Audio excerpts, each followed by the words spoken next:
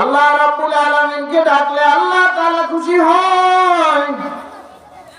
যেই মজলিসের মধ্যে আল্লাহ তাআলার গুণগান হয়, যেই মজলিসের মধ্যে আল্লাহ তাআলার জিকির হয়, সেই মজলিসটাকে রব্বে কারীমের রহমতের ফেরেশতারা বেষ্টনী দিয়ে রাখে। সুবহানাল্লাহ। জিকিরের মজলিস এত গুরুত্বপূর্ণ মজলিস, যেই মজলিসে বসলেও আল্লাহ রাব্বুল আলামিন তার গুনাহ মাফ করে দেয়। সুবহানাল্লাহ। যখন কোথাও আল্লাহ রাব্বুল আলামিনের স্মরণে কোন মজলিস হয়, মানুষ একত্রিত হয়, রহমতের ফেরেশতাগুলো এমন মজলিসকে তালাশ করতে থাকে।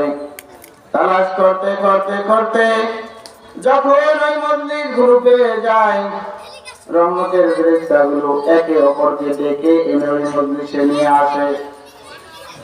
সকলেই মজলিসের চতুর্দিকে উপবিষ্ট হয়ে যায়। রব্বুল আলামিন ফেরেশতাদেরকে ডেকে বলেন, হে ফেরেশতারা, আমার বান্দা কি চায়? আমার বান্দা আমাকে ডাকে, তারা কি আমাকে দেখেছে? ফেরেশতারা উত্তর দিবে, না প্রভু, না, তোমারে দেখে নাই। যদি তোমাকে দেখতো তাহলে আরো বেশি পরিমাণ তোমারে ডাকতো। আল্লাহ রাব্বুল আলামিন বলবেন, হে ফেরেশতারা, আমার বান্দা কি চায়? ফেরেশতারা উত্তর দিবে, আল্লাহ, তোমার বান্দা জান্নাত চায়, জাহান্নাম থেকে মুক্তি চায়।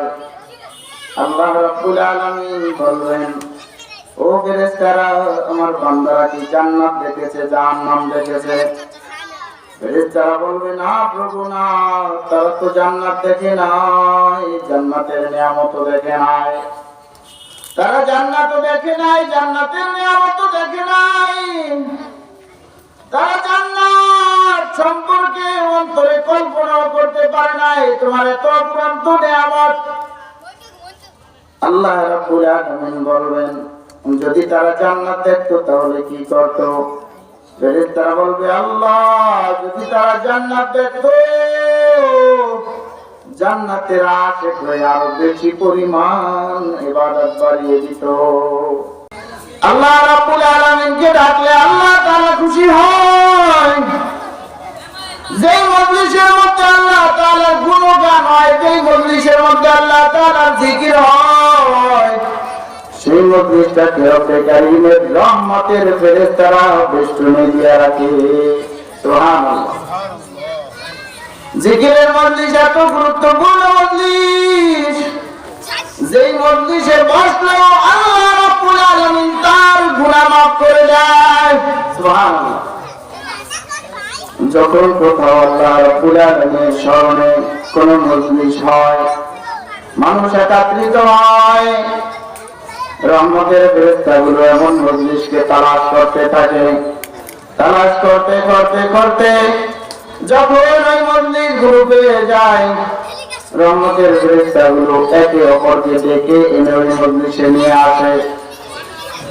সকলেই মজলিসের চতুর্দিকে উপবিষ্ট হয়ে যায়।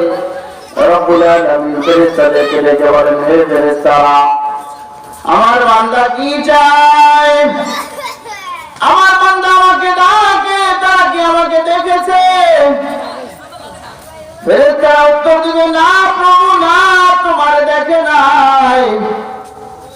যদি তোমাকে দেখতো তাহলে আরো বেশি পরিমাণ তোমারে ডাকতো। আল্লাহ রাব্বুল আলামিন বলবেন, হে ফেরেশতারা, আমার বান্দা কি চায়? ফেরেশতারা উত্তর দিবে, আল্লাহ, তোমার বান্দা জান্নাত চায়, জাহান্নাম থেকে মুক্তি চায়। আল্লাহ রাব্বুল আলামিন বলবেন, ও ফেরেশতারা, আমার বান্দারা কি জান্নাত দেখেছে, জাহান্নাম দেখেছে? ফেরেশতারা বলবে, না প্রভু, না, তারা তো জান্নাত দেখে নাই, জান্নাতের নিয়ামতও দেখে নাই। তারা জান্নাতও দেখে নাই, জান্নাতের নিয়ামতও দেখে নাই। তারা জান্নাত সম্পর্কে অন্তরে কল্পনাও করতে পারে নাই। তোমার এত অপূর্ব নিয়ামত। আল্লাহ রাব্বুল আলামিন বলবেন, যদি তারা জান্নাত দেখতো তাহলে কি করতো? ফেরেশতারা বলবে, আল্লাহ যদি তারা জান্নাত দেখতো জান্নাতের আশিক হয়ে আরো বেশি পরিমাণ ইবাদত বাড়িয়ে দিত।